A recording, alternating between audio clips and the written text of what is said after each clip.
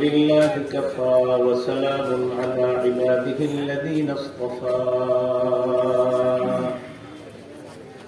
أما بعد فأعوذ بالله من الشيطان الرجيم بسم الله الرحمن الرحيم ألف لام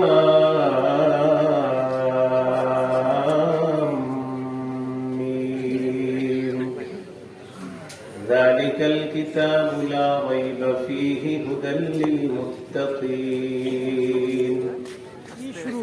الذين يؤمنون بالغيب ويقيمون الصلاة ومما رزقناهم ينفقون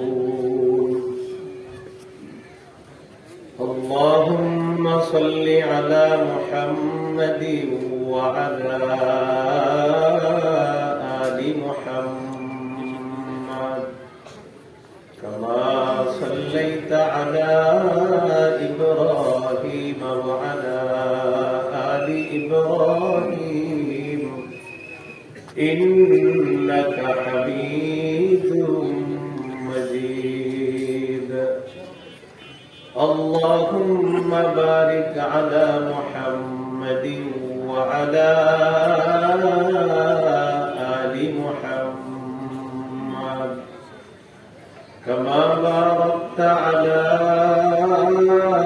إبراهيم وعلى آل إبراهيم إنك حميد مجيد ভাই মাইকম্যান ভাই সালাম দেওয়ার সময় যে আওয়াজ ছিল এটাই রাখেন, বাড়ায় না সালাম দেওয়ার সময় যে আওয়াজ ছিল এটাই রাখেন। আপনি শুধু মেশিনে আসতেছেন, মানে একটা অভ্যাস হয়ে গেছে। মোবাইল আর মেশিন যার সামনে থাকবে পিসা বললেও এটারে টিপবে, বুঝতে হবে। সালাম যখন দিলাম ওই সময় যে আওয়াজ ছিল এটাই রাখেন। হ্যাঁ, আপনি আর মেশিনে হাতি দিয়ে না অবস্থা। ফয়জুল উলুম হামিউস সুন্নাহ কওমি মাদ্রাসার হাফেজ ছাত্রদের পাগড়ি প্রদান উপলক্ষে বার্ষিক ইসলামী মহাসম্মেলনের সম্মানিত সভাপতি মাওলানা আবু সাঈদ সুফি হুজুর, মুহতামিম জামিয়া মাহমুদিয়া আরাবিয়া, খতিব পুকুরপাড় বাইতুল আমান জামে মসজিদ মাওলানা চৌরাস্তা, প্রধান অতিথি আলহাজ মোহাম্মদ বিল্লাল হোসেন ব্যাপারী, সাধারণ সম্পাদক শ্রীপুর পৌর বিএনপি। আলোচনা করবেন মুফতি নুরুল আমিন আল ফরিদি, আলোচনা করেছেন মুফতি মুনিরুল ইসলাম গাজীপুরি।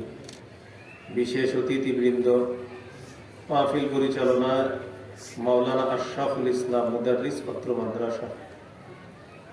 উপস্থিত হযরত উলামায়ে কেরাম, মুসলমান ভাইরা, আল্লাহ তাআলার দরবারে শুকরিয়া আদায় করছি। আল্লাহ আমাদেরকে এই মাহফিলে উপস্থিত হওয়ার তৌফিক দান করেছেন বলে আলহামদুলিল্লাহ। পবিত্র কোরআনের দ্বিতীয় সূরা সূরাতুল বাকারার শুরু থেকে কয়েকটি আয়াতে কারিমা তেলাওয়াত করেছি। সূরা বাকারা ঘরে ঘরে এটার আমল করা চাই। রাসূলুল্লাহ সাল্লাল্লাহু আলাইহি সাল্লাম বলেছেন, লা তাসতাতিউহাল বাতালা ওয়াস সাহারা। সূরা বাকারার সাথে জাদুকর এবং বাতিলপন্থীরা পারে না। যেই ঘরে সূরা বাকারা তেলাওয়াত করা হবে ওই ঘরের সদস্যদেরকে আল্লাহ জাদু টোনা থেকে হেফাজত করেন। এই জন্য কোন ঘরে যদি মনে করেন সেহেরের সম্ভাবনা, জাদু টোনার সম্ভাবনা, ওই ঘরে সূরা বাকারার আমল বাড়িয়ে দিবেন। আল্লাহ তাআলা বলেন, আলিফ লাম মিম। এটা হলো হুরুফুল মুকাত্তাআত। এটার উদ্দেশ্য আল্লাহ ভালো জানেন। যালিকাল কিতাবু লা রাইবা ফীহ। এই কিতাব, এটা আল্লাহর পক্ষ থেকে কিতাব, এতে কোনো সন্দেহ নাই। সূরা বাকারার 23 নম্বর আয়াতে আল্লাহ বলেন, وإن كنتم في ريب مما نزلنا على عبدنا فأتوا بسورة من مثله যদি তোমরা সন্দিহান হও, যদি তোমরা সন্দেহ করো, যদি তোমরা ওই বিষয়ে সন্দেহের মধ্যে থাকো যা আমি আমার নবীর উপর নাযিল করেছি, আমার বান্দা মুহাম্মদ সাল্লাল্লাহু আলাইহি সাল্লামের উপর যেই কোরআন নাযিল করেছি, এই কোরআনের ব্যাপারে যদি কোনো সন্দেহ তোমাদের থেকে থাকে, ফাতু বিসূরাতিম মিন মিসলি, তাহলে কোরআনের মতো একটা সূরা তোমরা এনে দেখাও, কোরআনের মতো একটা সূরা তোমরা বানিয়ে দেখাও। পরের আয়াত 24 নম্বর আয়াতে আল্লাহ বলেন, ফাইল্লাম তাফআলু ওয়া লান তাফআলু, যদি তোমরা না পারো, আর কিছুতেই তোমরা পারবেও না, ফাত্তাকুন নারাল্লাতী ওয়াকুদুহান নাস ওয়াল হিজারা, তোমরা ওই আগুনকে ভয় করো যে আগুনের জ্বালানি মানুষ এবং পাথর। তাহলে কোরআন এই ব্যাপারে যদি কারো কোনো সন্দেহ থাকে, আল্লাহ চ্যালেঞ্জ করলেন, কোরআনের মতো একটা সূরা বানায় দেখাও যদি সন্দেহ থাকে। সূরা ইউনূসের 37 নম্বর আয়াতে আল্লাহ বলেন, এই কোরআন তার পূর্বে যত কিতাব আছে সমস্ত কিতাবকে সত্যায়নকারী। কোরআনের পূর্বে যত কিতাব আছে সমস্ত কিতাবের ব্যাখ্যা দানকারী হলো আল কোরআন। আল্লাহ তাআলা সূরা ইউনূসের 37 নম্বর আয়াতে বলেন, ওয়ামা কানা হাযাল কুরআনু আন ইফতারা মিন দুনিল্লাহ ওয়ালাকিন তাসদীকাল্লাযী বাইনা ইয়াদাইহি ওয়া তাফসীলাল কিতাবি লা রাইবা ফীহি মির রাব্বিল আলামিন। আল্লাহ বলেন, এই কোরআন কারো পক্ষ থেকে বানানো হয় নাই, তৈরি করা হয় নাই আল্লাহ ছাড়া, কারো থেকে এই কোরআন রচনা করা হয় নাই, এটা আল্লাহর কোরআন, আল্লাহর কালাম। ওয়ালাকিন তাসদীকাল্লাযী বাইনা ইয়াদাইহি, কোরআন তার পূর্বে যত কিতাব আছে সমস্ত কিতাবকে সত্যায়ন করে। ওয়া তাফসীলাল কিতাবি লা রাইবা ফীহি মির রাব্বিল আলামিন, কোরআন তার পূর্বে যত কিতাব আছে সব কিতাবের স্পষ্ট ব্যাখ্যা করে। বিশ্ব জগতের রবের পক্ষ থেকে এটা নাজিলকৃত কোরআন, এতে কোনো সন্দেহ নেই। এইটা আল্লাহ বললেন, যালিকাল কিতাবু লা রাইবা ফীহি, এই কোরআন, এই কিতাব, এটার মধ্যে কোনো সন্দেহ নেই। সূরা আলিফ লাম মিম আস-সাজদা 2 নম্বর আয়াত, তানজিলুল কিতাবি লা রাইবা ফীহি মির রাব্বিল আলামিন, কোরআন আল্লাহর পক্ষ থেকে অবতীর্ণ, লা রাইবা ফীহি মির রাব্বিল আলামিন, এটা বিশ্ব জগতের রবের পক্ষ থেকে এসেছে, নাজিল করা হয়েছে, এতে কোনো সন্দেহ নেই। এই হলো লা রাইবা ফীহি, যালিকাল কিতাবু লা রাইবা ফীহি, এই কোরআন, এই কিতাব, এতে কোনো সন্দেহ নাই, এটা আল্লাহর কালাম, এটা আল্লাহর কোরআন, এটা আল্লাহর কিতাব। এরপরে আল্লাহ বলেন, হুদাল লিল মুত্তাকিন, কোরআন মুত্তাকিদের জন্য হেদায়েত, যারা আল্লাহকে ভয় করে তাদের জন্য কোরআন হেদায়েত।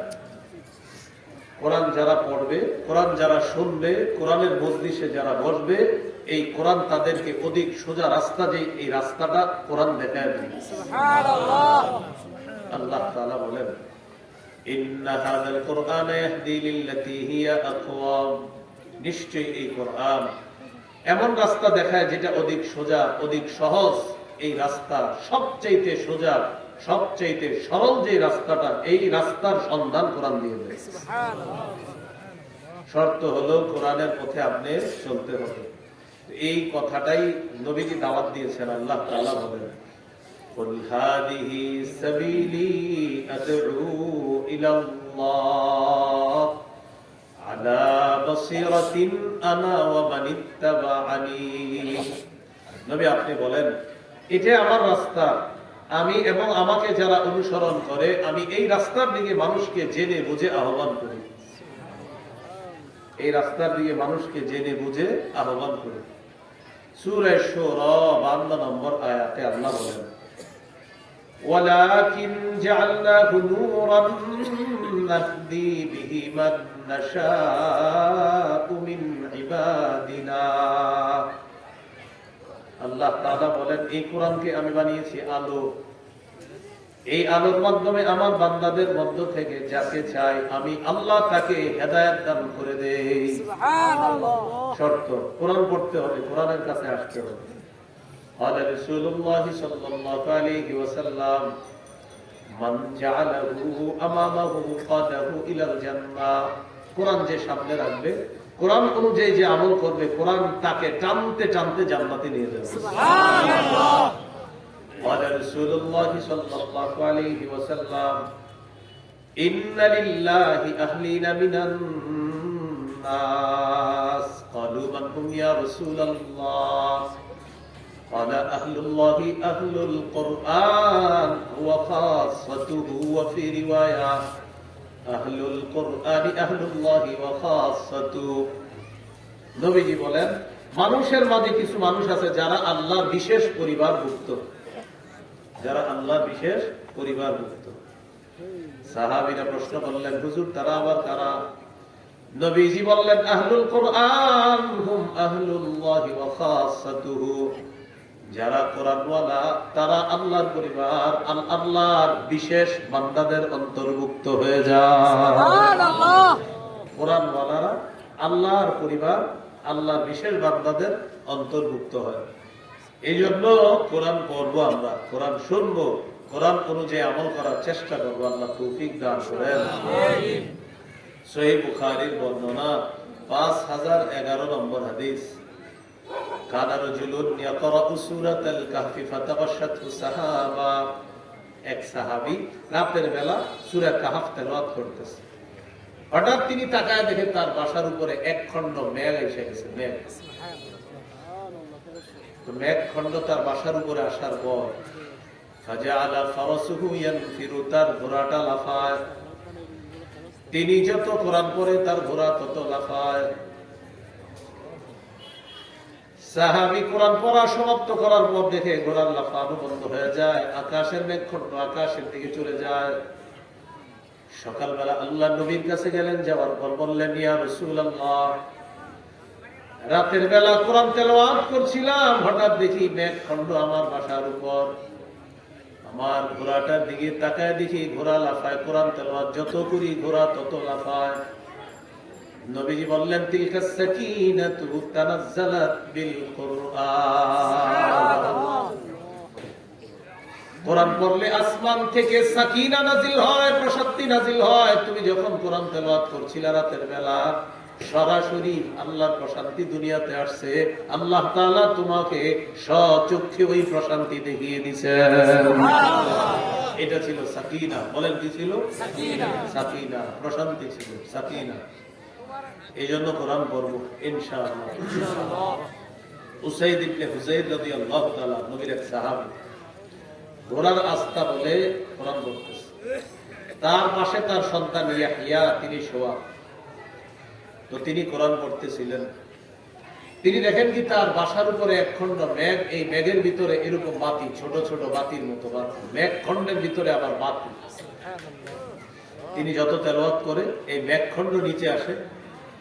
তেলাওয়াত করা শেষ, ঘোড়ার লাফানো বন্ধ, মেঘ খণ্ড শূন্যে বিলীন হয়ে গেছে। এটা আরেকটা বর্ণনা। সাহাবী পরের দিন রাসূলের কাছে গেছে। যাওয়ার পর বললেন, হুজুর এমন এমন একটা ঘটনা রাতের বেলা ঘটছে। فقال رسول الله صلى الله عليه وسلم اقرأ ابن حزير। ও উসাইদ ইবনে হুযাইর, তুমি যদি আরো কোরআন তেলাওয়াত করতা। সাহাবী জবাব দিলেন, হুজুর আমি আরো তেলাওয়াত করলাম, আমার ঘোড়া আরো লাফায়। নবীজি আবার বললেন, ইকরা ইবনে হুযাইর, ও উসাইদ ইবনে হুযাইর, তুমি যদি আরো কোরআন তেলাওয়াত করতা। সাহাবী জবাব দিলেন, হুজুর আরো তেলাওয়াত করি, ঘোড়া আরো লাফায়। নবীজি বললেন, ও উসাইদ ইবনে হুযাইর, তুমি যদি আরো তেলাওয়াত করতা। সাহাবী বলেন, হুজুর আরো তেলাওয়াত করছি, ঘোড়া তত লাফায়। নবীজি বললেন, তুমি যদি আরো তেলাওয়াত করতা। সাহাবী বলেন, হুজুর আর তেলাওয়াত করি নাই। খাশিতু আন তাতা ইয়াহইয়া, আমি ভয় পেলাম আমি যত তেলাওয়াত করি না জানি ঘোড়া লাফাইতে লাফাইতে আমার সন্তান ইয়াহিয়ার শরীরের উপর পড়ে যায় আর আমার সন্তানকে পদপিষ্ট করে তাকে হত্যা করে। এই টেনশনে আমি কোরআন পড়া বন্ধ করে দিলাম। হুজুর তাকায় দেখি কি ওই মেঘ খণ্ডটা, এটার ভিতরে ফিহা আমসালুস সুরুজ এরকম বাতি আছে। আমার তেলাওয়াত শেষ, এই মেঘ খণ্ড বাতি সহ শূন্যে বিলীন হয়ে গেছে, এটা আমি দেখলাম। قال رسول الله صلى الله عليه وسلم اقرأ ابن حزير, ও উসাইদ ইবনে হুযাইর, তুমি যদি কোরআন তেলাওয়াত আরো করতা, তুমি যদি আরো করতা। নবীজি বললেন, জাননি মেঘখণ্ডের মধ্যে যে বাতিগুলা দেখলাম, তিলকাল মালাইকাতু তাসতামিউ লাকা, এইগুলা বাতি না, আল্লাহর অগণিত ফেরেশতা তোমার কোরআন তেলাওয়াত শোনার জন্য চলে আসছে। পড়বেননি কোরআন? গত রমজানের পরে এই পর্যন্ত একদিনও তো খোলেননি। অনেকে রমজানে শুধু খোলে, তাও অনেকে মনে রমজানেও খোলেননি। এইটাকে একসাথে করে পুরাতন হয়ে গেলে কাজে লাগানো, কাজে লাগানো। বলেন মুসলমানদের, বলেন ধর্মের নাম ইসলাম, ইসলাম ধর্মের ধর্মীয় গ্রন্থের নাম আল কোরআন। আমরা মুসলমান, আমাদের ধর্মের নাম ইসলাম, ইসলামের ধর্মীয় গ্রন্থ তথা আমাদের ধর্মীয় গ্রন্থ আল কোরআন। কিন্তু আমরা আমাদের ধর্মীয় গ্রন্থটি কতদিন যে হয়েছে খুলেও দেখিনি। এটা বলবেন না কেন? আমাদের নাম মুসলমান, আমাদের ধর্মের নাম ইসলাম, আবার বলতে কি সুন্দর করে, ইসলাম ধর্মের ধর্মীয় গ্রন্থের নাম আল কোরআন। এরপরে শেষমেশ কি, আমাদের ধর্মীয় গ্রন্থটি আমরা কতদিন যে হলো খুলে দেখিনি। আল্লাহ আমাদেরকে হেফাজত করেন, আমিন। নবীজি বললেন, উসাইদ তুমি যদি আরো তেলাওয়াত করতা, ওই যে মনে আছে? সাহাবী বললেন, হুজুর আরো তেলাওয়াত করলে কি হতো? আল্লাহ নবী বললেন, ফজর পর্যন্ত যদি তেলাওয়াত করতা, ফজরের নামাজের সময় তোমার বাসার সামনে দিয়ে যারা নামাজ পড়তে যাইতো তারা স্বচক্ষে আল্লাহর ফেরেশতাদেরকে দেখতো। সুবহানাল্লাহ। এই জন্য এই যে মাদ্রাসার ছেলেরা বাঙালি নিছে, এরা যখন ৩টা-৪টা বাজে কোরআন তেলাওয়াত করে, তখন সাকিনাও নাজিল হয় আর ফেরেশতারা দলে দলে আইসা তাদের তেলাওয়াত শুনতে থাকে। সুবহানাল্লাহ। এই জন্য তো মাদক দ্রব্য, ইয়াবা, বাবা খোর ইত্যাদি এদের উপরে গজবটা আসে না, ওই যে তেলাওয়াতের কারণে গজবটা আবার চলে যায়। সুবহানাল্লাহ। আল্লাহ তাদের কারণে এই সমস্ত অপরাধীদেরকেও আল্লাহ তাআলা কিছু করতেছে না। আল্লাহ আমাদেরকে বুঝার তৌফিক দান, আমিন। মনে আসেনি হুদাল্লিল মুত্তাকিন, কোরআন মুত্তাকিদের জন্য হেদায়েত। এটা থেকে তো হেদায়েত নিতে চেষ্টা করতে হবে, পড়তে হবে। আল্লাহ আমাদেরকে কোরআনের আলোকে আমরা যেন নিজেদেরকে আলোকিত করতে পারি, আল্লাহ তৌফিক দান করুন, আমিন। সূরা বাকারা 185 নম্বর আয়াত, 2 নম্বর পারা, 7 নম্বর পৃষ্ঠার শুরুতে আছে আল্লাহ তাআলা বলেন, শাহরু রমাদান আল্লাযী উনজিলা ফীহিল কুরআন হুদাল লিন-নাস। বলেন সবাই, রমজান মাস, রমজান মাস, যে মাসে কোরআন নাযিল করা হয়েছে, যে মাসে কোরআন নাযিল করা হয়েছে, কোরআন মানুষের জন্য হেদায়েত, মানুষের জন্য হেদায়েত। আল্লাহ বলতেছেন রমজান মাস যেই মাসে কোরআন নাযিল করা হয়েছে, আর কোরআন হুদাল লিন-নাস সমস্ত মানুষের জন্য হেদায়েত।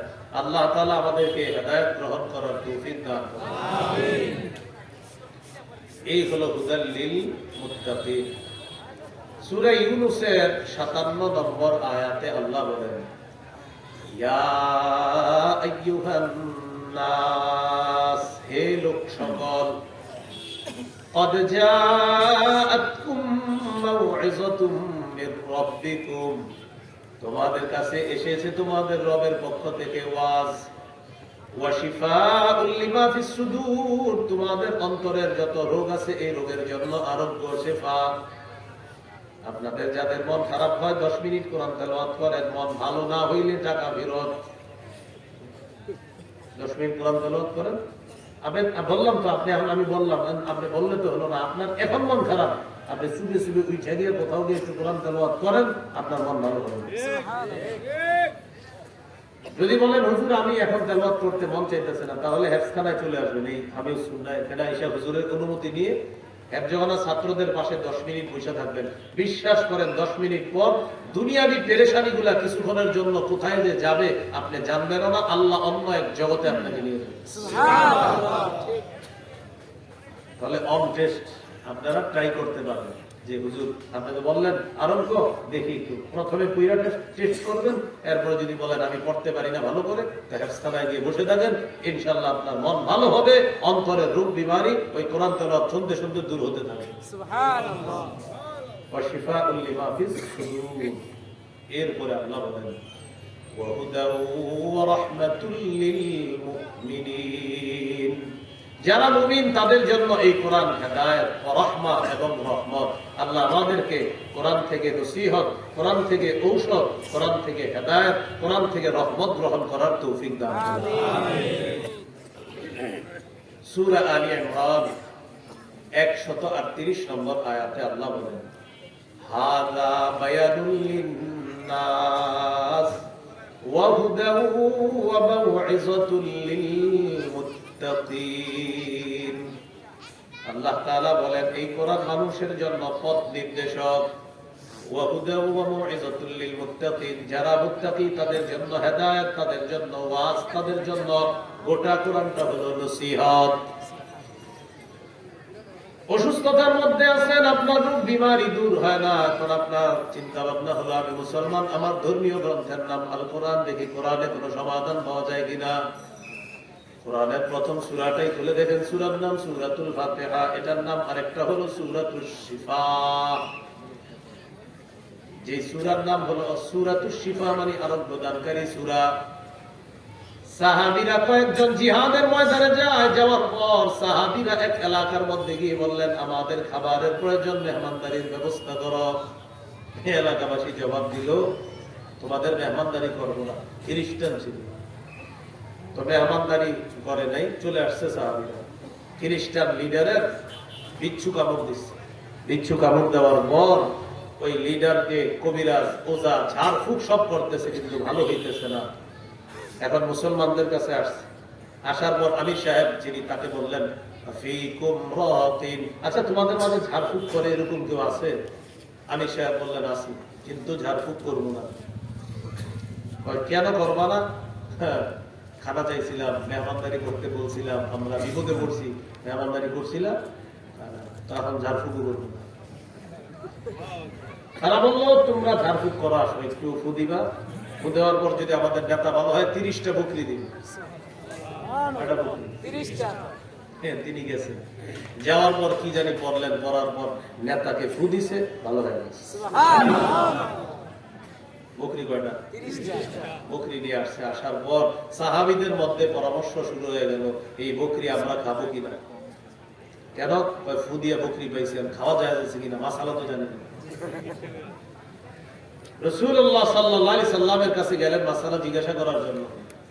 ইয়া রাসূলুল্লাহ এমন এমন ঘটনা। নবীজি বললেন আগে তুমি বলো কি করে ফু দিছো। সাহাবীরা বলছেন হুজুর সূরা ফাতিহা পড়ছি, কয়েকবার পুরো ফু দিলাম। কোন কোন বর্ণনায় উলামায়ে কেরাম বলেন এটা লোকে 7 বার সূরা ফাতিহা পড়ে, হুজুর আমি এরকম সূরা ফাতিহা পড়ে ফু দিলাম, আল্লাহ তাআলা রোগী ভালো করে দিয়েছে। সুবহানাল্লাহ। তো এখন কি মাসালা? হুজুর এটা খাবো আমরা, ফু দিয়ে যাই বকরি পাইলাম। নবীজি বললেন তোমরাও খাও, আমার জন্য এক অংশ রাখো। সুবহানাল্লাহ। এজন্য ফুটু দিলে মাঝে মাঝে হ্যাঁ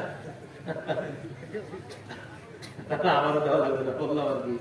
ফু দিলে আপনারা দেওয়া জায়েজ আছে। ফু দেওয়ার পর ফু দিলে আগে যদি আপনারা কিছু দেন, কিছু দেন না চাইলেও জায়েজ আছে, যে এখান থেকে ফু দিব না। পরে বলতেছে ফু দিবা কি শর্তে? বলো কি দিবা ফু দিলে ভালো হয়ে যাবে। বকরি দিব। তো যাই হোক, এটা জরুরি না, আলেমদের কাছে যায় না, ওনারা এমনি আল্লাহর জন্যই কোন রকম টাকা পয়সা ছাড়াই ফুটিয়ে দিবেন ইনশাআল্লাহ।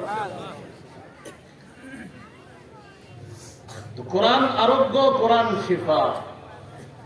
তা আপনার সমস্যা হয়েছে, আপনি কোরআন থেকে ঔষধ গ্রহণ করবেন। এই জন্য সূরা ইউনূসের 57 নম্বর আয়াতে আল্লাহ বলেন, তোমাদের কাছে এসেছে ওয়াজ, তোমাদের কাছে এসেছে শিফা, তোমাদের কাছে এসেছে এমন কোরআন যেটা অন্তরের রোগের আরোগ্য, যেটা হেদায়েত, যেটা রহমত। আল্লাহ আমাদের সকলকে হেদায়েত, রহমত, ঔষধ, আরোগ্য, নূর, আলো এই কোরআন থেকে গ্রহণ করার তৌফিক দান করুন। আমিন। এই হলো আপনার হুদাল লিল মুত্তাকিন। এখন কথা হলো মুত্তাকি কারা? এদের পরিচয় আল্লাহ দিচ্ছেন, আল্লাযীনা ইউমিনুনা বিল গায়ব ওয়া ইউকিমুনাস সালাহ। যারা গায়েবে বিশ্বাস রাখে, গায়েবের প্রতি ঈমান রাখে। গায়েব কাকে বলে? যা ধরা যায় না, ছোঁয়া যায় না, স্পর্শ করা যায় না, দেখা যায় না, এটাকে গায়েব বলে। গায়বুন শব্দটি এক বচন, এটার বহু বচন হলো গুয়ুব। গায়বুন শব্দটি পবিত্র কোরআনে 49 বার আছে, আর গুয়ুব শব্দটি কোরআনে আছে 4 বার।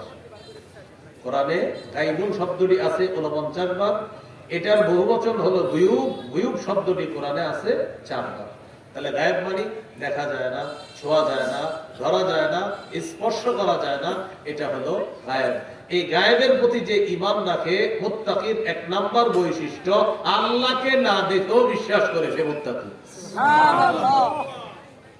জান্নাত দেখি না, জাহান্নাম দেখি না, ফুলসিরাত দেখি না, ফেরেশতাদেরকে আমরা দেখি না, এরপরে আমরা বিশ্বাস করি। আল্লাহ তাআলা বলেন মুত্তাকিদের 1 নাম্বার বৈশিষ্ট্য, তারা গায়েবের প্রতি বিশ্বাস রাখে, ঈমান রাখে। এখন চলেন শিখি ঈমান কাকে বলে। ঈমানের আবিধানিক অর্থ হলো আত-তাসদীক, স্বীকার করা, মেনে নেওয়া। পারিভাষিক অর্থ হলো আত-তাসদীক বিমা জাআ বিহি রাসূলুল্লাহ সাল্লাল্লাহু আলাইহি ওয়াসাল্লাম মিন ইনদিল্লাহ ওয়াল ইকরার বিহি। নবীজি আল্লাহর কাছ থেকে যা নিয়ে এসেছেন এটা স্বীকার করা এবং এটা মেনে নেওয়ার নাম ঈমান। আমাদের নবী আল্লাহর কাছ থেকে যা নিয়ে এসেছেন এটা মেনে নেওয়া, এটা স্বীকার করার নাম ঈমান। মুহাদ্দিসিনে কেরাম বলেন 3 জিনিসের নাম ঈমান। চলেন শিখি, কয় জিনিসের নাম ঈমান? একটু আরবিও বলি, চলেন সবাই মিলে বলেন। আত-তাসদীক বিল জিনান, আল ইকরারু বিল লিসান, ওয়াল আমালু বিল আরকান। অন্তরে বিশ্বাস করা, মুখে স্বীকার করা, আমলে বাস্তবায়ন করা, এই 3 জিনিসের নাম ঈমান। তাহলে বলেন তো, মুহাদ্দিসিনে কেরামের মতে কয় জিনিসের নাম ঈমান? অন্তরে বিশ্বাস করা, মুখে স্বীকার করা, আমলে বাস্তবায়ন করা। হাদিস থেকে এখন আমরা জানবো মৌলিক কয়টা বিষয়ের প্রতি বিশ্বাস করার নাম ঈমান। বলেন আমার সাথে, মৌলিক ভাবে 6টি জিনিসের প্রতি বিশ্বাস রাখার নাম ঈমান। তাহলে ঈমান মৌলিক ভাবে কয় জিনিস বিশ্বাস করা? 6 জিনিস। সহিহ বুখারীর বর্ণনা 4777 নম্বর হাদিস। জিবরিল আমিন রাসূলুল্লাহ সাল্লাল্লাহু আলাইহি সাল্লামকে জিজ্ঞাসা করলেন, মাল ঈমানু ইয়া রাসূলুল্লাহ, ইয়া রাসূলুল্লাহ ঈমান কি জিনিস আপনার কাছে জানতে চাই। নবীজি বললেন, আনতুমিনা বিল্লাহ, তুমি আল্লাহকে বিশ্বাস করা। 2 নাম্বার, ওয়া মালাইকাতিহি, আল্লাহর ফেরেশতাদেরকে বিশ্বাস করা। 3 নাম্বার, ওয়া কুতুবিহি, আল্লাহর কিতাবগুলো বিশ্বাস করা। 4 নাম্বার, ওয়া রুসুলিহি, আল্লাহর যত রাসূল আছে সবাইকে বিশ্বাস করা। 5 নাম্বার, ওয়া লিকাইহি, মৃত্যুর পর আল্লাহর সাথে সাক্ষাৎকে বিশ্বাস করা। 6 নাম্বার, ওয়া তুমিনা বিল বাসিল আখির, পুনরুত্থানকে বিশ্বাস করা। মরে যাওয়ার পর আরেকটা জগৎ আছে, এই জগৎকে বিশ্বাস করার নাম হলো ঈমান। কয় জিনিসের নাম ঈমান? 1 নাম্বার আল্লাহকে বিশ্বাস করা, 2 নাম্বার আল্লাহর ফেরেশতাদেরকে বিশ্বাস করা। 3 নাম্বার আল্লাহর কিতাব বিশ্বাস করা। 4 নাম্বার আল্লাহর রাসূলদেরকে বিশ্বাস করা। 5 নাম্বার আল্লাহর সাথে সাক্ষাৎ হবে এটা বিশ্বাস করা। 6 নাম্বার আবার আমাদের পুনরুত্থান হবে এটা বিশ্বাস করা। এই 6 জিনিসের নাম হলো ঈমান। মৌলিকভাবে এই 6টা জিনিসের নাম ঈমান। এখন আল্লাহকে বিশ্বাস করা, ফেরেশতাদেরকে বিশ্বাস করা। আল্লাহকে দেখা যায় না, ফেরেশতাদেরকে দেখা যায় না, জান্নাত দেখা যায় না, জাহান্নাম দেখা যায় না। একটু বলেন তো গায়েব আল্লাহ, বলেন গায়েব কে? আল্লাহ। ফেরেশতা দেখা যায় না, গায়েব। জান্নাত দেখা যায় না, গায়েব। জাহান্নাম দেখা যায় না, গায়েব। আল্লাযীনা ইউমিনুনা বিল গায়েব, এই গায়েবে যে বিশ্বাস করে সে মুত্তাকি। সুবহানাল্লাহ। তাহলে আল্লাহকে দেখা যায় না, জান্নাত দেখা যায় না, জাহান্নাম আমরা দেখি না, ফেরেশতা দেখি না, বিশ্বাস করি। আল্লাহ দেখি না, বিশ্বাস করি। জান্নাত দেখি না, বিশ্বাস করি। আল্লাহ বলেন মুত্তাকির 1 নাম্বার বৈশিষ্ট্য সে গায়েবে বিশ্বাস করে। আল্লাহ আমাদেরকে এই বৈশিষ্ট্য অর্জন করার তৌফিক দান করুন। আমিন। আল্লাহকে না দেখে যারা ভয় করে তাদের জন্য ক্ষমা, তাদের জন্য বিরাট পুরস্কার আল্লাহ ঘোষণা করে দিয়েছেন। সুবহানাল্লাহ। সূরা মুলকের 12 নম্বর আয়াতে আল্লাহ বলেন ইন্নাল্লাযীনা ইয়াখশাউনা রাব্বাহুম বিল গায়বি লাহুম মাগফিরাতুন ওয়া আজরুন কাবীর। যারা আল্লাহকে না দেখে ভয় করে, যারা আল্লাহ তাআলাকে না দেখে ভয় করে, আল্লাহ বলেন লাহুম মাগফিরাতুন, তাদের জন্য ক্ষমা, ওয়া আজরুন কাবীর, তাদের জন্য বিরাট পুরস্কার রয়েছে। আল্লাহকে না দেখে যারা ভয় করে তাদের জন্য ক্ষমা আর তাদের জন্য বিরাট পুরস্কার রয়েছে। এই হলো আল্লাযীনা ইউমিনুনা বিল গায়ব 1 নম্বর বৈশিষ্ট্য। 2 নম্বর ওয়া ইউকিমুনাস সালাহ, যারা নামাজ কায়েম করে। সূরা বাকারার 43 নম্বর আয়াতে আল্লাহ বলেন ওয়া আকিমুস সালাহ, তোমরা নামাজ কায়েম করো। সূরা বাকারার 238 নম্বর আয়াতে আল্লাহ বলেন হাফিজু আলাস সালাওয়াত, তোমরা নামাজ সমূহের প্রতি যত্নবান হও। সূরা তাহার 14 নম্বর আয়াতে আল্লাহ বলেন ইন্নানি আনাল্লাহ লা ইলাহা ইল্লা আনা ফা'বুদনি, আমি আল্লাহ, আমি ছাড়া কোনো ইলাহ নাই, আমার ইবাদত করো। এরপর আল্লাহ তাআলা বলেন ওয়া আকিমিস সালাতা লিযিকরি, আমার স্মরণে নামাজ কায়েম করো, আমাকে স্মরণ করার জন্য নামাজ কায়েম করো। আমি একটা গুরুত্বপূর্ণ আলোচনার দিকে আগাইতেছি। নামাজ কি করো? কায়েম করো। আবার বলেন কি করো? কায়েম করো। তাহলে সূরা বাকারার শুরুতে আমরা জানলাম আল্লাহ বলেন মুত্তাকির 2 নম্বর বৈশিষ্ট্য যারা নামাজ কায়েম করে। সূরা বাকারার 43 নম্বর আয়াতে আল্লাহ বলেন আকিমুস সালাত, তোমরা নামাজ কায়েম করো। সূরা তাহার 14 নম্বর আয়াতে আল্লাহ বলেন আকিমিস সালাত, আপনি নামাজ কায়েম করেন। কি করেন? নামাজ কায়েম করেন। নামাজ পড়েন না কায়েম করেন? কায়েম করেন। হ্যাঁ বলেন, পড়েন না কায়েম করেন? কায়েম করেন। সূরা আনকাবুতের 45 নম্বর আয়াতে আল্লাহ বলেন উতলু মা উহিয়া ইলাইকা মিনাল কিতাবি ওয়া আকিমিস সালাহ, নবী আপনার প্রতি যে কোরআন নাযিল করা হয়েছে ওহী হিসাবে দেওয়া হয়েছে, এই কোরআন তেলাওয়াত করে শোনান। ওয়া আকিমিস সালাহ, নামাজ কায়েম করেন। কি করেন? কায়েম করেন। একবার বলতেছে না, বলছে কায়েম করেন। কায়েম করেন। হ্যাঁ কায়েম করেন, অর্থ প্রতিষ্ঠিত করেন, কায়েম করেন। তো আল্লাহ তাআলা নামাজ কায়েম করতে বলতেছে, আমরাও নামাজ কায়েম বিষয়টা জানবো। বলেন ইনশাআল্লাহ। ইনশাআল্লাহ। নামাজ বিষয়ে একটি জানি, জানার পর কায়েম কি জিনিস এটা জানবো আমরা। আল মুজামুল আওসাত, এই হাদিসের কিতাবে রাসূল সাল্লাল্লাহু আলাইহি সাল্লাম বলেন قال رسول الله صلى الله عليه وسلم لا ঈমান লিমান লা আমানাতা লা, নবীজি বলেন যার আমানতদারিতা নাই তার ঈমান নাই। ওয়ালা সালাতা লিমান লা তুহুরা লা, যার পবিত্রতা নাই তার নামাজ নাই। ওয়ালা দীনা লিমান লা সালাতা লা, যার নামাজ নাই তার দ্বীন নাই। কি বলতেছে দেখছেন? যার আমানতদারিতা নাই তার ঈমান নাই, যার পবিত্রতা নাই তার নামাজ নাই, আর যার নামাজ নাই তার দ্বীন নাই। বলেন সবাই, যার নামাজ নাই তার দ্বীন নাই। আমি এক অংশ বাকি অংশ আপনারা, যার নামাজ নাই তার দ্বীন নাই, যার নামাজ নাই তার দ্বীন নাই। এবার একটু বলেন, মাথা ছাড়া শরীর যেমন, নামাজ ছাড়া দ্বীন তেমন। মাথা ছাড়া শরীর যেমন, নামাজ ছাড়া দিন তেমন। এটা কিন্তু আমার কথা না, নবীর কথা। নবীজি বলেছেন ইন্নামা মাউদিউস সালাতি মিনাদ দ্বীন কামাউদিউর রাসি মিনাল জাসাদ। নবীজি বলেন শরীরের মধ্যে মাথা যেমন, দ্বীনের মধ্যে নামাজ তেমন। সুবহানাল্লাহ। নবীজি বলেন শরীরের মধ্যে মাথা যেমন, দ্বীনের মধ্যে নামাজ তেমন।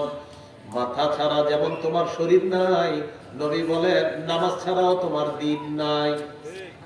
তাহলে মাথা ছাড়া শরীর নাই, নামাজ ছাড়া দ্বীন নাই। এলাকার অনেকে নামাজ পড়ে না, যদি নামাজের কথা বলেন বলে নামাজ না পড়লো ইমান ঠিক আছে। কি বলে নামাজ না পড়লো কি ঠিক আছে? তাকে আপনি বলবেন নিয়ে আপনার তো মাথাই নেই, বলবেন মাথা নাই, আমার তো মাথা আছে, বলবেন না আপনার মাথা নেই। যদি বলে কেন, বলবেন আপনার মাথা নাই। আর আমার মাথা তো আছে, না আপনার মাথা নাই। তখন আপনার ভাই মাথা ছাড়া কি কেউ বাঁচে? মাথা ছাড়া কি কারো শরীর হয়? আপনি বলবেন নবী বলছে মাথা ছাড়া যেমন শরীর হয় না, নামাজ ছাড়া দিন হয় না। আপনি নামাজ পড়েন না, আপনার ঈমান আছে, এই জন্য বলছি আপনার মাথা নাই। যদি বলেন মাথা আছে তাহলে নামাজ পড়তে হবে। যদি বলেন আপনার মাথা নাই তাহলে আমরা বলবো আপনার নামাজ লাগবে না, কারণ আপনার মাথাই নেই, মেধা নেই, আপনি পাগল, পাগলের নামাজ নেই। আর যদি বলেন আমার মাথা আছে তাহলে নামাজও পড়তে হবে, কারণ মাথা সহ শরীর, নবী বলছেন নামাজ সহ দিন। মনে থাকবেন ইনশাআল্লাহ। এটা এলাকায় সকাল থেকে বলতে হবে, ভাই মাথা ছাড়া যেমন শরীর নাই, নামাজ ছাড়া দিন নাই। মাথা ছাড়া শরীর নাই, নামাজ ছাড়া দিন নাই, এটা নবীজি বলে দিয়েছেন। আল্লাহ কথাগুলো বলে রাখার তৌফিক দান। আমিন। ইবনে মাজাহ হাদিসের কিতাব 278 নম্বর হাদিস, এই হাদিসের মধ্যে আছে قال رسول الله صلى الله عليه وسلم, নবীজি বলেন ইস্তাকিমু, তোমরা দ্বীনের উপর অটল থাকো। ওয়া নি'ম্মা আন তাস্তাকিমু, দ্বীনের উপর অটল থাকা তোমাদের জন্য কল্যাণ। এরপর আল্লাহ নবী বলেন ওয়া'লামু আন্না মিন আফযলি আ'মালিকুম আস-সালাহ, তোমাদের সবচেয়ে শ্রেষ্ঠ আমল হলো নামাজ। বলেন তোমাদের সবচেয়ে শ্রেষ্ঠ আমল হলো নামাজ। তোমাদের সবচেয়ে শ্রেষ্ঠ আমল হলো নামাজ। আলোচককে রিসিভ করতে গেছি 20টা মোটর সাইকেল, যাওয়ার পর আবেগে মাগরিবের নামাজটা পড়ি নাই। কথার কথা পৃথিবীতে মনে করেন একটা ঘটনা ঘটলো, একজন আলোচক আসবে, আবার ভাইরাল আলোচক, ওনারা মোটর সাইকেল যদি না নেন তাহলে আবার হবে না, মোটর সাইকেল থাকতে হবে, শোডাউন থাকতে হবে। তো কথার কথা মাশাআল্লাহ ভালো, মোটর সাইকেল আনতে গেছেন ঠিক আছে, এটা দোষের না। মাগরিবের সময় কি কম না বেশি? মাগরিবের সময় একদম কম না। তা আপনি গেলেন মোটর সাইকেল নিয়ে হযরতের অপেক্ষা আছে, তো দাঁড়ায় বেশি 20 জন মোটর সাইকেলওয়ালা, মাগরিবের জামাত শেষ হয়ে যাইতেছে, নামাজের সময় যায়, মসজিদে যায় না, কারণ নামাজ যাইলে যাক, হুজুর যেন না যায়। কেন? হুজুর আসবে, আমরা সামনে থাকবো 10টা মোটর সাইকেল, পিছনে থাকবো 10টা, হুজুরের গাড়িটা মাঝখানে থাকবে, এটা আমরা ভিডিও করব, আগামীকাল ফেসবুকে দিয়ে বলবো আরিফ বিন হাবিবের সাথে কাটানো কিছু মুহূর্ত।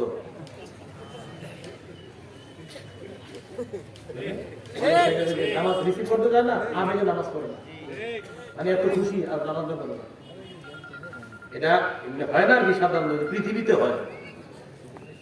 আল্লাহ আমাদেরকে এই জাতীয় ঘটনা থেকে হেফাজত করে। তাহলে কি শিখলাম? নবীজি সাল্লাল্লাহু আলাইহি ওয়াসাল্লাম বলেন তোমাদের শ্রেষ্ঠ আমল হলো নামাজ। শ্রেষ্ঠ আমল মাহফিল বলছে না নামাজ বলছে? নামাজ। বলেন শ্রেষ্ঠ আমল মাহফিল না নামাজ? নামাজ। আলোচক রিসিভ করা শ্রেষ্ঠ না নামাজ? নামাজ। এটা বুঝতে হবে। তো নবীজি সাল্লাল্লাহু আলাইহি ওয়াসাল্লাম বললেন নামাজ এটা শ্রেষ্ঠ আমল, এটা তোমরা মনে রাখো। হাদিসের শেষে বলেন ওয়ালা ইউহাফিজু আলাল ওযুই ইল্লা মুমিনুন, মুমিনরাই শুধুমাত্র ওযুটা যত্ন সহকারে করে। সুবহানাল্লাহ। মুমিনরাই ওযুটা যত্ন সহকারে করে। ওয়ালা ইউহাফিজু আলাল ওযুই ইল্লা মুমিনুন, মুমিনরাই ওযু যত্ন সহকারে করে। তাহলে কি শিখলাম আমরা? ইনশাআল্লাহ আল্লাহ চাহেন তো আলহামদুলিল্লাহ আমরা মুমিন, আমরা যত্ন সহকারে ওযু করব, যত্ন সহকারে নামাজ পড়ব ইনশাআল্লাহ। এবার আমরা মূল আলোচনাটায় যাই। নামাজ পড়বো না কায়েম করবো? আল্লাহ বারবার বলছে কায়েম করো, কায়েম করো, কায়েম করো। নামাজ কায়েম করা দ্বারা কি উদ্দেশ্য বলেন আমার সাথে? নামাজ কায়েম করা দ্বারা, নামাজ কায়েম করা দ্বারা মৌলিক 5টি উদ্দেশ্য। মৌলিক 5টি। এক, নামাজের পূর্বে কিছু শর্ত আছে। নামাজের পূর্বে কিছু শর্ত আছে, এগুলাকে গুরুত্ব দেওয়া। এগুলাকে গুরুত্ব দেওয়া। 2 2 রুকু সেজদা ধীরস্থির ভাবে করা। রুকু সেজদা ধীরস্থিরভাবে করা। 3 3 খুশু খুজুর সাথে নামাজ পড়া। খুশুর সাথে নামাজ পড়া। 4 4 পরিবারকে নামাজের হুকুম করা। পরিবারকে নামাজের হুকুম করা। 5 5 রাষ্ট্রের প্রতিটা মুসলমান যেন নামাজি হয়ে যায়, রাষ্ট্রের প্রতিটা মুসলমান নামাজি হয়ে যায়, এই চেষ্টা অব্যাহত রাখা। এই চেষ্টা অব্যাহত রাখা। এই 5 কাজ করা মানে এই 5 কাজ করা মানে নামাজ কায়েম করা। নামাজ কায়েম করা। তাহলে আপনি নামাজ কায়েম করতেছেন, তো নামাজ কায়েম করলে বুঝতে হবে যে মৌলিক 5টা কাজ করা মানে নামাজ কায়েম করা। 1 নম্বর, নামাজের পূর্বে কিছু শর্ত আছে, এই শর্তগুলা পালন করতে হবে। নামাজের পূর্বে কি শর্ত আছে? এই মাদ্রাসার বক্তব্যের ছাত্ররা পারে, যদিও আপনারাও পারেন। কি শর্ত? শরীর পাক, কাপড় পাক, নামাজের জায়গা পাক, 17 টাকা, কেবলামুখী হওয়া, অক্তমত নামাজ পড়া, নামাজের নিয়ম করা। এটা বাচ্চা ছেলে যারা একদম নাবালেগ, যে বুঝেও না পাক না পাক কি জিনিস, ও আপনাদেরকে এটা মাইকে দাঁড়ায় শোনায় দিবে ইনশাআল্লাহ। তো শরীর পাক করা, এখন আপনি নামাজের পূর্বে দেখতে হবে আপনার শরীর পাক কিনা, খুব বুঝেন এই শরীরটা পবিত্র আছে কিনা, এইটা খোঁজ খবর নেওয়া, নামাজ কায়েম করা। আপনি নামাজ পড়বেন, আচ্ছা আমার শরীর কি পাক আছে, এই জায়গার মধ্যে পানি ঢুকছে তো, এরকম খোঁজ খবর নেওয়া। এই যে শরীর পবিত্র আছে কিনা, এর মানেও নামাজ কায়েম করা। ওযু না থাকলে ওযু করা, গোসল ফরজ হলে গোসল করা। সূরা মাইদার 6 নম্বর আয়াতে আল্লাহ বলেন, ইয়া আইয়ুহাল্লাযীনা আমানু ইযা কুমতুম ইলাস সালাতি ফাগসিলু ওয়ুজুহাকুম وأيديكم إلى المرافق وامسحوا برؤوسكم وأرجلكم إلى الكعبين। হে ঈমানদারগণ, যখন তোমরা নামাজের ইচ্ছা করো, তোমাদের মুখমণ্ডল ধৌত করো, 2 হাত ধৌত করো, মাথা মাসেহ করো, পাগুলা ধৌত করো। ওযুর 4 ফরজ চলে আসছে। ওয়া ইন কুনতুম জুনুবান ফাত্তাহহারু, যদি তোমরা জুনুবী হও, তোমাদের উপর যদি গোসল ফরজ হয় তাহলে গোসল করো। গোসল ফরজ হলে গোসল করো। সহিহ বুখারীর বর্ণনা 6956 নম্বর হাদিস। عن أبي هريرة رضي الله تعالى عن النبي صلى الله عليه وسلم قال لا يقبل الله صلاة أحدكم إذا أحدث حتى يتوضأ। নবীজি বলেন, আল্লাহ তাআলা তোমাদের কারো নামাজ ততক্ষণ কবুল করেন না যতক্ষণ তোমাদের কেউ অপবিত্র থাকলে পবিত্রতা অর্জন না করবে, ততক্ষণ তাদের নামাজ আল্লাহ কবুল করেন না। তাহলে নামাজের পূর্ববর্তী শর্ত শরীর পাক করা। এই শরীর পাক করাটা মানে নামাজ কায়েম করা। কাপড় পাক, আমাদের সমাজে কিছু মানুষকে যদি আপনি দুপুর 2টার দিকেও বলেন ভাই নামাজে চলেন, তা কাপড়টা ভালো না। এরে যদি 3টার দিকেও বলেন নামাজে চলেন, কাপড়টা ভালো না। এরে যদি আসরের পরেও বলেন মসজিদে চলেন, কাপড়টা ভালো না। এরে যদি মাগরিবের পরেও বলেন মসজিদে চলেন, কাপড়টা ভালো না। ওর কাপড় ভালো থাকে কখন আপনি বলবেন ভাই আপনার কাপড়টা ভালো থাকে কখন, ওইটা বলেন, ওই সময় হিসাব আপনি নিয়ে যাবেন। দেখবেন বললেই বলেন কাপড়টা ভালো না, মানে বললেই কমন একটা ডায়লগ, কাপড়টা ভালো না। তো কাপড় পাক করা, সূরা মুদ্দাসসিরের 4 নম্বর আয়াতে আল্লাহ বলেন, ওয়াতিয়াবাকা ফাতাহহির, নবী আপনি আপনার কাপড়গুলা পবিত্র করেন। সহিহ বুখারীর বর্ণনা 227 নম্বর হাদিস। এক নারী রাসূলুল্লাহ সাল্লাল্লাহু আলাইহি সাল্লামের কাছে আসছে, আসার পর মাসালা জিজ্ঞাসা করছে, আরাইতা ইহদানা তাহিদু ফিস সাওবি ফাকাইফা তাসনাউ ইয়া রাসূলুল্লাহ। হুজুর, নারীরা অসুস্থ হয়, অসুস্থ হওয়ার পর আল্লাহ প্রদত্ত অসুস্থতার সম্মুখীন হয়, এই অসুস্থতার সম্মুখীন হওয়ার পর তাদের কাপড়ে যদি কোনো নাপাকি লাগে, এই নাপাকি পবিত্র করার কি উপায় আমি আপনার কাছে জানতে চাই। নবীজি বললেন, তাহাত্তুহু, 1 নাম্বার নাপাকিটা ঘষে তুলবে। 2 নাম্বার সুম্মা তুকরিসুহু বিল মা, এরপর পানি দিয়ে এইভাবে রিগড়িয়ে দিবে। 3 নাম্বার তানদাহুহু, এরপর ভালোভাবে এটাকে চিপবে, চিপার পর এটা শুকাতে দিবে। সুম্মা তুসাল্লি ফি, নবী বলেন এরপর এই পবিত্র কাপড়ে নামাজ পড়বে। এখান থেকে শিখলাম নামাজের পূর্বে শর্ত হলো কাপড় পবিত্র থাকতে হবে, এই পবিত্র কাপড়ে নামাজ পড়া। নামাজের জায়গা পাক, আপনি নামাজের আগে চেক করতে হবে জায়গাটা পবিত্র আছে কিনা, এই চেক করা মানেও নামাজ কায়েম করা। সহিহ বুখারীর বর্ণনা 438 নম্বর হাদিস। قال رسول الله صلى الله عليه وسلم أعطيت خمسا لم يعطهن أحد من الأنبياء। নবীজি বলেন, আমাকে এমন 5টি জিনিস দেওয়া হয়েছে যা আগের কোন নবীকে দেওয়া হয় নাই। কয় জিনিস? 5টি। 1 নম্বর, নুসিরতু বির-রু'বি মাসীরাতা শাহরিন। বেঈমানদের বিরুদ্ধে আমি যখন লড়াই করার জন্য বের হই, 1 মাসের দূরত্বে তাদের অন্তরে ভীতি সৃষ্টি করে দেওয়া হয়, আমার ব্যাপারে ভীতি সৃষ্টি করে দেওয়া হয়। 2 নম্বর, ওয়াজুইলাত লিয়াল আরদু মাসজিদান ওয়া তাহুরা।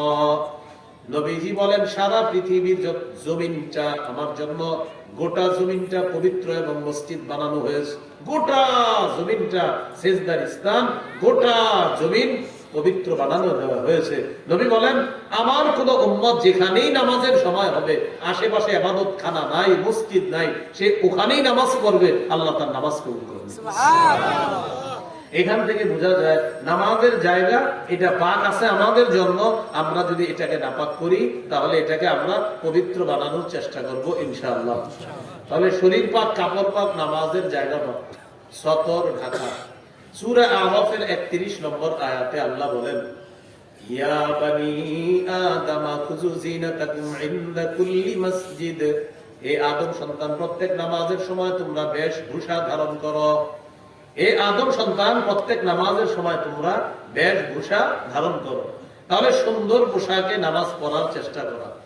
এরপরে কিবলামুখী হওয়া, কিবলার দিকে ফিরে আপনার নামাজ পড়তে হবে। রাসূলুল্লাহ সাল্লাল্লাহু আলাইহি সাল্লাম 17 মাস 18 মাস বাইতুল মুকাদ্দাসের দিকে ফিরে নামাজ পড়ছে। মনটা চায় কিবলা যেন কাবার দিকে হয়ে যায়, এটা নবীর মন চায়, কিন্তু মুখ দিয়ে বলে না। খালি আকাশের দিকে এভাবে তাকায় থাকে, আকাশের দিকে কিচ্ছু বলে না। মন চায়, আল্লাহ যদি কিবলাটা আবার কাবার দিকে হইতো, এরকম মন চায়, কিন্তু কিছু বলে না মুখ দিয়ে, কারণ আল্লাহর হুকুম বাইতুল মুকাদ্দাসের দিকে ফিরে নামাজ পড়া। 17-18 মাস নামাজ পড়ছে। তো আল্লাহ তাআলা কোরআনের আয়াত নাযিল করে দিলেন, قد نرى تقلب وجهك في السماء। নবী, আপনি বারবার আকাশের দিকে চেহারা উঠা নামা করেন, কেন করেন আমি আল্লাহ জানি। সুবহানাল্লাহ। এই যে আপনি বারবার আকাশের দিকে এইভাবে তাকান কেন, আমি জানি। ফালানুওয়াল্লিয়ান্নাকা কিবলাতান তারদাহা। আপনার নিয়ত হলো আমি যেন কিবলা আবার কাবার দিকে করে দেই। ঠিক আছে, আপনার পছন্দ অনুযায়ী আপনাকে আবার আমি ওই কাবার দিকে ফিরিয়ে দিচ্ছি। সুবহানাল্লাহ। 4 রাকাত পড়া নামাজ। বলেন কয় রাকাত? 4 রাকাত। নবীজি নিয়ত বানছে, 2 রাকাত হয়ে গেছে, বাইতুল মুকাদ্দাসের দিকে ফিরে 2 রাকাত পড়ে ফেলছে। জিবরিল আমিন আসার পর বললেন, হুজুর ঘুরে যান, বাকি 2 রাকাত কাবার দিকে ফিরে পড়েন, কিবলা পরিবর্তন হয়ে গেছে। সুবহানাল্লাহ। এজন্য ওই মসজিদকে বলা হয় মসজিদু যিল কিবলাতাইন, 2 কিবলার মসজিদ। মানে এক মসজিদে একই নামাজ 2 কিবলার দিকে ফিরে হয়েছে। 2 রাকাত বাইতুল মুকাদ্দাসের দিকে ফিরে, 2 রাকাত কাবার দিকে ফিরে। এই হলো আপনার কিবলামুখী হয়ে নামাজ পড়া। এখন একটু মাসালা এখানে। আপনি কোথাও গেলেন, মুসাফির মানুষ, আপনি নামাজ পড়া দরকার, তো আমাদের জন্য কিবলা হলো কাবা, আর কাবাটা আমাদের দেশ থেকে পশ্চিম দিকে। এখন আপনার কি মনে হবে, অনেক সময় কোনো কোনো এলাকায় যাওয়ার পর এটারে মনে হবে পশ্চিম, মানে আপনার অন্য দিককে মনে হবে পশ্চিম। এই জন্য কোথাও কোনো এলাকায় গেলে মুসাফির হিসাবে কাউকে জিজ্ঞাসা করেন, না হয় কি হবে জানেন, 3 রাকাত পড়ার পর ঘরের একজন এসে বলবে, ভাই আপনি তো উত্তর দিকে ফিরে নামাজ পড়ছেন, এরকম আপনি বলে ফেলবে, হযরত আপনার নামাজ কিন্তু হয় নাই, কেন আপনি নামাজ পড়ছেন উত্তর দিকে ফিরে, এরকম বলে। তো এই জন্য আপনি কিবলার বিষয়টা জিজ্ঞাসা করে দিন, ভাই আপনাদের কাবাটা এখান থেকে কোন দিকে, পশ্চিম এদিকে না এদিকে। এই জিজ্ঞাসা করা মানেও নামাজ পড়া, সুবহানাল্লাহ। আপনি নামাজ পড়বেন। এই হলো, এই জন্য আল্লাহ বলছে নামাজ পড়ো বলে নাই, কায়েম করো, কায়েম করো, নামাজ প্রতিষ্ঠিত করো। এরপর ওয়াক্ত মতো নামাজ পড়া। সূরা নিসার 103 নম্বর আয়াতে আল্লাহ বলেন, ইন্নাস সালাতা কানাত আলাল মুমিনিনা কিতাবাম মাওকুতা। সময় মতো মুমিনদের উপর নামাজ পড়া ফরজ। সময় মতো মুমিনদের উপর নামাজ পড়া ফরজ। সহিহ বুখারীর বর্ণনা 527 নম্বর হাদিস। আব্দুল্লাহ ইবনে মাসউদ রাদিয়াল্লাহু তাআলা নবীকে প্রশ্ন করলেন, সাআলতু রাসূলুল্লাহ সাল্লাল্লাহু আলাইহি ওয়াসাল্লাম আইয়ুল আমালি আহাব্বু ইলাল্লাহ। ইয়া রাসূলুল্লাহ, আল্লাহর কাছে সবচেয়ে পছন্দনীয় আমল কোনটি আপনার কাছে জানতে চাই। নবীজি জবাব দিলেন, আসসালাতু আলা ওয়াক্তিহা, সময় মতো নামাজ পড়া। সুবহানাল্লাহ। বলেন, আল্লাহর কাছে সবচেয়ে পছন্দনীয় আমল কোনটি? বলেন। হ্যাঁ, এটা বলো আবার, আল্লাহর কাছে সবচেয়ে পছন্দনীয় আমল কোনটি? সময় মতো নামাজ পড়া। এই জন্য আমাদের জীবনে একটা দৃঢ় প্রতিজ্ঞা করে নেন। কোন প্রতিজ্ঞা? যে জীবনে একটা বিষয়ের সাথে আমরা কোনো আপোষ করব না। নামাজের সময় হবে, বাস আগে নামাজ, এরপর যা হবার হবে। এই একটা বিষয়ে আপনার প্রতিজ্ঞা করতে হবে যে না, নামাজ এটা। আপনি অনেক সময় অফিস থেকে আসার সময় দেখবেন যে মাগরিবের নামাজের সময় বা আসরের নামাজ, শীতকালে কিন্তু বেশি সময় থাকে না। তো আপনি অফিস থেকে আসতে আসতে বাসা পর্যন্ত জ্যানজট পারে আসতে আসতে নামাজটা ছুটে যাওয়ার আশঙ্কা আছে। ভাড়া দিয়ে ফেলছেন, এখন ভাড়াটা ফেরতও দিবে না। উনি এরকম বলতে পারে, ভাই আপনি যতটুকু আসছেন এতটুকু এই ভাড়া, অর্থাৎ আরো 10 কিলো গেলেও এই ভাড়া, কোনো ব্যাপার না, আপনি ছেড়ে দেন। তাই ঠিক আছে, 10-20 টাকা লস করে ফেলেন, আল্লাহ আপনারা যা দিবে কল্পনা করতে পারেন। নেমে যান, পাশে কোথাও নামাজ পড়ে ফেলেন, বাস। আরে রব দেখবে, আমার জন্য 20 টাকা ছাড়ছো, তা আমি তোমাকে দিব না, কাকে দিব? তুমি 10-20 টাকা লস করে নেমে গেছো কেন? সময় মতো নামাজ পড়বা, তুমি আমারে স্মরণ করলা, তো আমি আল্লাহ তোমাকে দিব না, তো কাকে দিব? মনে থাকবেন ইনশাআল্লাহ। নামাজের সময় হয়ে গেলে নামাজটা পড়ে নিব। বিবিরে বলবেন, রান্না বান্না করতে গিয়ে সূর্যটা হলুদ বানায় ফেলবা না, নামাজ সময় মতো করে ফেলবা। আবু দাউদের হাদিস, তিলকা সালাতুল মুনাফিকিন, তিলকা সালাতুল মুনাফিকিন, তিলকা সালাতুল মুনাফিকিন। নবীজি বলেন, যারা সূর্যকে হলুদ বানায় ফেলে অলসতা করতে করতে, এরপর কোনো মতে ওযুটা করে 4টা ঠোকর মারে, আসর কয় রাকাত? 4টা ঠোকর মারে, মানে মোরগের মতো ঠোকর মারে আর ওঠে, ঠোকর মারে আর ওঠে। নবী বলেন, তিলকা সালাতুল মুনাফিকিন, এটা মুনাফিকের নামাজ, এটা মুনাফিকের নামাজ, এটা মুনাফিকের নামাজ। আল্লাহ আমাদেরকে সময় মতো নামাজ পড়ার তৌফিক দান করুন। বাংলাদেশ এয়ারপোর্ট থেকে আপনি মাগরিবের নামাজ পড়ে প্লেনে উঠছেন, হজ উমরার উদ্দেশ্যে রওনা করছেন, সময় মতো মাগরিব পড়ে ফেলছেন বাংলাদেশ এয়ারপোর্টে। প্লেনে ওঠার পর প্লেন কিছুক্ষণ পশ্চিম দিকে যাওয়ার পর দেখেন কি সূর্য ডুবে না এখনো। বাংলাদেশ থেকে আপনি মাগরিব পড়ে ফেলছেন, সূর্য ডুবে গেছে। তো প্লেন যায় কোন দিকে? সৌদি আরব গেলে পশ্চিম দিকে। তো পশ্চিম দিকে কিছুক্ষণ যাওয়ার, আল্লাহ সবাইকে হজ উমরার তৌফিক দান করুন। আমিন। তো কিছুক্ষণ পশ্চিম দিকে গেছেন, যাওয়ার পর দেখেন সুবহানাল্লাহ, এখনো দেখি রোদ, সূর্য ডুবে না। কিছুক্ষণ পর, অনেকক্ষণ পর সূর্য ডুবছে আর মাগরিবের সময় হয়েছে। তার মানে আবার মাগরিবের সময় আপনার জন্য হইল, আপনার আর মাগরিব পড়া লাগবে না, আর আপনার মাগরিব পড়া লাগবে না। যদিও আবার প্লেনে মাগরিবের সময় হয়েছে, তখন আর পড়তে হবে না, কারণ আপনি মাগরিবের ফরজ একবার আদায় করে ফেলেছেন। আর দিনের বেলা 1 ওয়াক্ত নামাজ একবারই ফরজ হয়, আবার ফরজ হয় না। তো যেহেতু আপনি মাগরিব পড়ে ফেলেছেন একবার, এখন পশ্চিম দিকে যাওয়ার পরে যদিও সূর্য ডুবে নাই, একটু করে ডুবার পর যারা মাগরিব পড়ে নাই প্লেনে তারা পড়বে, কিন্তু আপনি যেহেতু পড়ে ফেলেছেন আপনার আর পড়া লাগবে না। মনে থাকবেন ইনশাআল্লাহ। ওই আপনার আব্বা আম্মা যখন উমরায় হজে যাবে না, এগুলো একটু বলে দেবেন, না হুজুর করে জ্বালায় মেরালা প্লেনের মধ্যে, হ্যাঁ বলে দিবেন যে এটা হলো বাসা। বিশেষ করে মাগরিবের সময় ফ্লাইট ছাড়লে একদম হুজুর করে, হুজুর মাগরিবকে আবার পড়তে হইব, আবার পড়তে হইব, এই বিষয়টা বারবার জিজ্ঞাসা করে। এই হলো আপনার ওয়াক্ত মতো নামাজ পড়া। আরেকটা হলো নামাজের নিয়ত করা।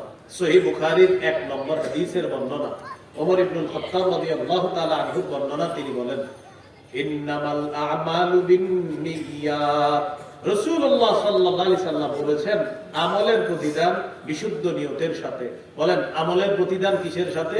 বিশুদ্ধ নিয়তের সাথে।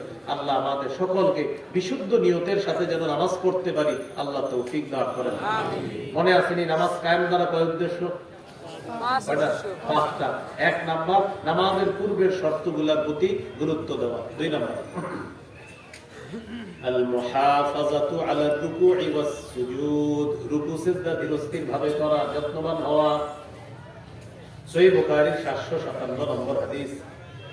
এক সাহাবী মসজিদে এসে নামাজ পড়ছে, পড়ার পর ফাসাল্লামা আলা রাসূলিল্লাহি সাল্লাল্লাহু আলাইহি ওয়াসাল্লাম, আল্লাহ নবীকে সালাম দিয়েছেন। ফারাদ্দা আলাইহি, আল্লাহ নবী সালামের জবাব দিলেন। জবাব দেওয়ার পর নবীজি তাকে বললেন, ইরজি ফাসাল্লি ফাইন্নাকা লাম তুসাল্লি, তুমি যাও আবার নামাজ পড়ো, তুমি নামাজ পড়ো নাই। যাও আবার নামাজ পড়ো, তুমি নামাজ পড়ো নাই। তিনি আবার গেলেন, ফারাজা ইউসাল্লি কামা কানা সাল্লা, আবার কি নামাজ পড়লেন, নামাজ আগের মতোই পড়লেন। নামাজ পড়ার পর আবার আল্লাহ রাসূলকে সালাম দিলেন। নবী সালামের জবাব দিয়ে বললেন, তুমি আবার যাও, আবার নামাজ পড়ো, কেন তুমি নামাজ পড়ো নাই? তিনি আবার ফিরে গেলেন, নামাজ আদায় করলেন। নামাজ আদায় করার পর নবীর কাছে আসলেন, সালাম দিলেন। নবীজি তার সালামের জবাব দিয়ে বললেন, তুমি আবার যাও, নামাজ পড়ো, কেননা তুমি নামাজ পড়ো নাই। সাহাবী বললেন, ওয়াল্লাযী বা'সাকা বিল হাক্কি মা উহসিনু গায়রা ফাআল্লিমনি ইয়া রাসূলুল্লাহ। আল্লাহর কসম হুজুর, এর চেয়ে ভালো আমি নামাজ পড়তে পারি না, আপনি আমাকে শিখিয়ে দেন। নবীজি বারবার পাঠাইতেছে, তিনি বললেন, হুজুর আমি এর চেয়ে ভালো পারি না, আমাকে একটু শিখিয়ে দেন। তো নবীজি বললেন, ইযা কুমতা ইলাস সালাহ ফাকাব্বির, যখন নামাজের ইচ্ছা করবা আল্লাহু আকবার বলে তাকবীর মারবা, সারা পড়বা, আলহামদুলিল্লাহ পড়বা, যে সূরাটা সহজ এটা পড়বা, পড়ার পর সুম্মা রুকা, রুকু করবা, হাত্তা তাতমাইন্না রাকিআ, ধীরস্থির ভাবে রুকু করবা, ইতমিনানের সাথে রুকু করবা, যেন তোমার মন সায় দেয়, হ্যাঁ আমার রুকুটা মোটামুটি সুন্দর হয়েছে। এরপর সুম্মা রফা রাসাকা মিনার রুকু, রুকু থেকে মাথা উঠাবা, উঠার উপর হাত্তা তা'তাদিলা কাইমা, সোজা হয়ে দাঁড়াবা।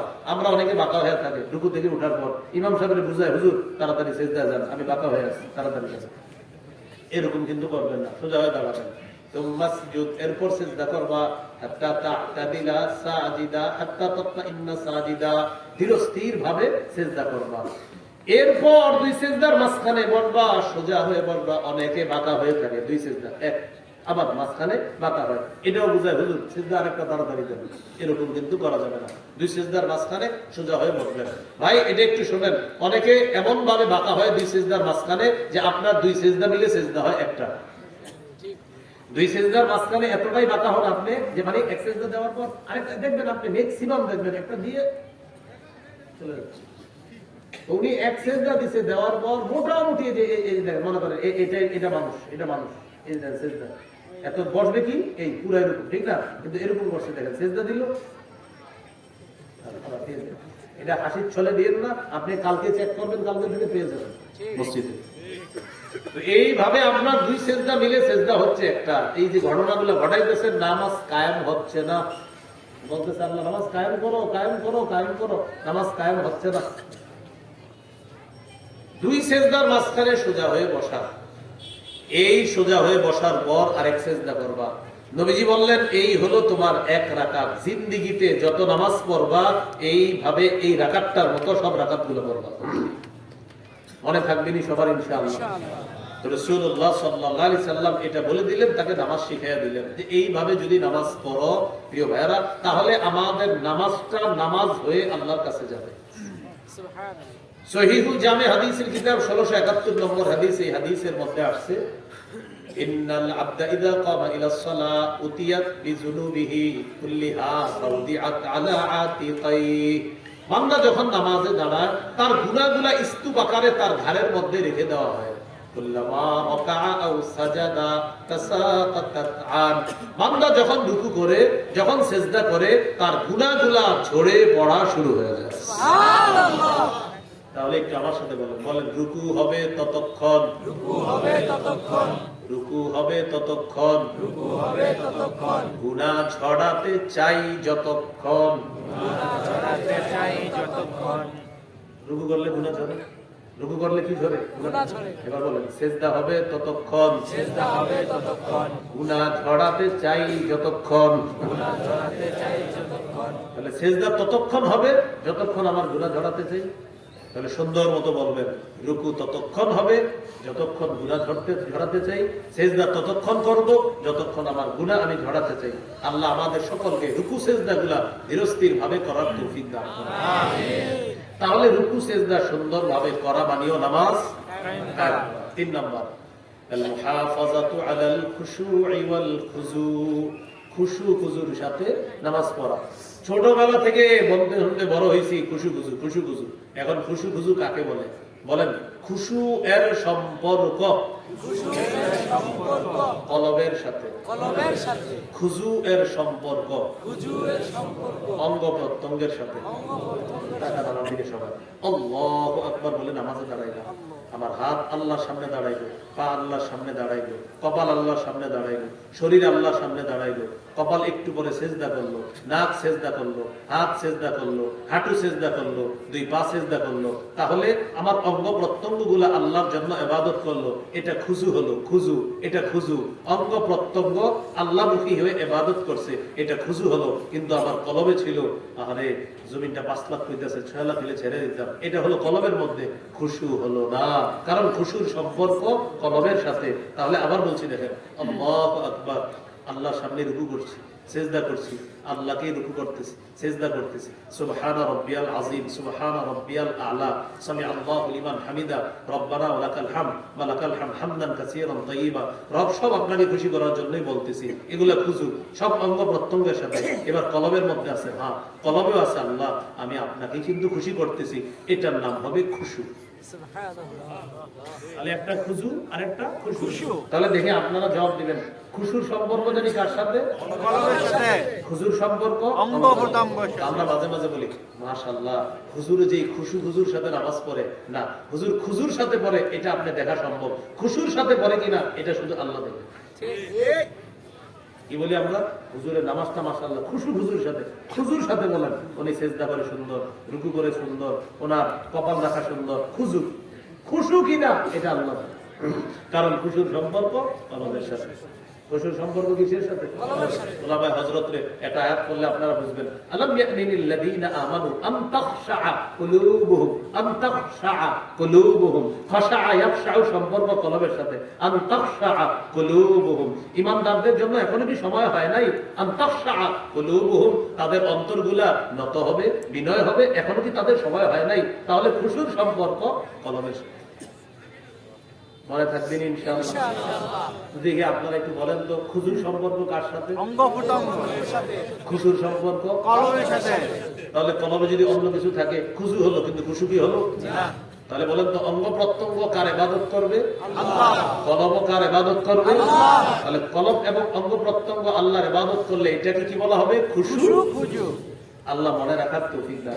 আমিন। সূরা বাকারার 45 নম্বর আয়াতে আল্লাহ বলেন, ইস্তাঈনু বিস-সাবরি ওয়াস-সালাহ, তোমরা ধৈর্য এবং নামাজের মাধ্যমে সাহায্য প্রার্থনা করো। ওয়া ইন্নাহা লাকাবীরাতুন ইল্লা আলাল খাশিঈন, নামাজ কঠিন। বলেন সবাই, নামাজ কঠিন। বলেন বিশাল বিষয়, কিছু বিরাট কিছু, কঠিন বিষয়। তবে যারা খুশু খুশুওয়ালা ইমানদার, তাদের জন্য নামাজ একদম সহজ। আর যারা কলব দিয়ে আল্লাহর ইবাদত করবে, আল্লাহ তাদের জন্য নামাজ একদম সহজ করবে। মাঝে মাঝে এসে ওলামায়ে কেরাম বলে, হুজুর নামাজ পড়তে ভালো লাগে না, তখন এই ওলামায়ে কেরাম ইমাম সাহেব যারা আছেন, আপনি বলবেন, ও নামাজ পড়তে ভালো লাগে না, বলবেন না, তাহলে মনে হয় কলবে ঝামেলা আছে। ভালো লাগে না যদি হয়, তো ভালো লাগে না কোথায়? ভালো লাগে না কোথায়? তখন বলবেন, চলেন মসজিদে চলেন, আজকে নামাজটা যখন করবেন, এই পড়ার সময় কলবে রাখবেন, আমি আল্লাহর সামনে আছি, আল্লাহ আমারে দেখে, আমি আল্লাহরে দেখে রুকু করতেছি আল্লাহর জন্য, এটা কলবে রাখবেন। কলব যখন আল্লাহমুখী হবে আপনার জন্য, আল্লাহ নামাজ সহজ করবে। সুবহানাল্লাহ। তাহলে খুশু খুশুর সাথে নামাজ পড়া মানেও নামাজ কায়েম করা। 4 নাম্বার, পরিবারকে নামাজের হুকুম করা। সূরা তাহা 132 নম্বর আয়াতে আল্লাহ বলেন, ওয়া'মুর আহলাকা বিস-সালাত, পরিবারকে নামাজের হুকুম করো, ওয়াসতাবির আলাইহা, এবং আপনি নিজেও ধৈর্যের সাথে নামাজ পড়েন। ছেলে মেয়ে স্ত্রী সকলকে নামাজের কথা প্রতিদিন বলা মানে নামাজ কায়েম করা। 5 নাম্বার, রাষ্ট্রের প্রতিটা মুসলমান যেন নামাজি হয়, তাদেরকে নামাজি বানানোর চেষ্টা করা। মাশাআল্লাহ, এইভাবে ওলামায়ে কেরাম কাজ করে, দাওয়াত ও তাবলীগের সাথী ভাইরা কাজ করে, হক্কানি পীর মাশায়েখরা এই ব্যাপারে কাজ করে। প্রত্যেকটা মুসলমান নামাজি যেন হয়, এই চেষ্টা সবাই আমরা রাখি। তবে এই কাজ প্রথম দায়িত্ব, প্রধান দায়িত্ব রাষ্ট্রপ্রধান যিনি হবে, তার দায়িত্ব হলো রাষ্ট্রের প্রতিটা মুসলমানকে নামাজের ব্যাপারে গুরুত্ব দেওয়ার দায়িত্ব পুরুষ রাষ্ট্রপ্রধানের। এই রাষ্ট্রপ্রধান পুরুষ, আবার পুরুষ রাষ্ট্রপ্রধান, পুরুষ রাষ্ট্রপ্রধানের। সূরা হজের 41 নম্বর আয়াতে আল্লাহ বলেন, আল্লাযীনা ইম্মাক্কান্নাহুম ফিল আরদি আকামুস সালাহ, আমি যাদেরকে দুনিয়ার ক্ষমতায় বসাই, তাদের 1 নাম্বার কাজ, তারা নামাজ কায়েম করবে। ওয়া আতাউজ যাকাত, যাকাতের বিধান চালু করবে। ওয়া আমারু বিল মা'রুফ, সৎ কাজের আদেশ করবে, ওয়া নাহাউ আনিল মুনকার, অসৎ কাজ থেকে নিষেধ করবে। কিন্তু আমরা ঘুরে ফিরে এমন মানুষদেরকেই বসাই যাদের মধ্যে এগুলা নাই।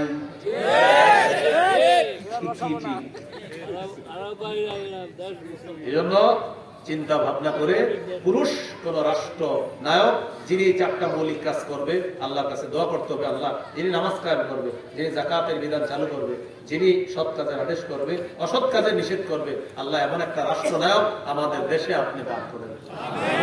মনে থাকবেন এই কথা বলে। ইনশাআল্লাহ। নামাজ কায়েম দ্বারা কয় উদ্দেশ্য? 5 উদ্দেশ্য। মুত্তাকি যারা, তাদের বৈশিষ্ট্য অনেকগুলো। কয়টা আলোচনা হয়েছে? 2টা। যারা গায়েবে বিশ্বাস রাখে, আর হলো যারা নামাজ কায়েম করে। যারা গায়েবে বিশ্বাস রাখে, আর হলো যারা নামাজ কায়েম করে। এই 2টা আলোচনা করা হলো।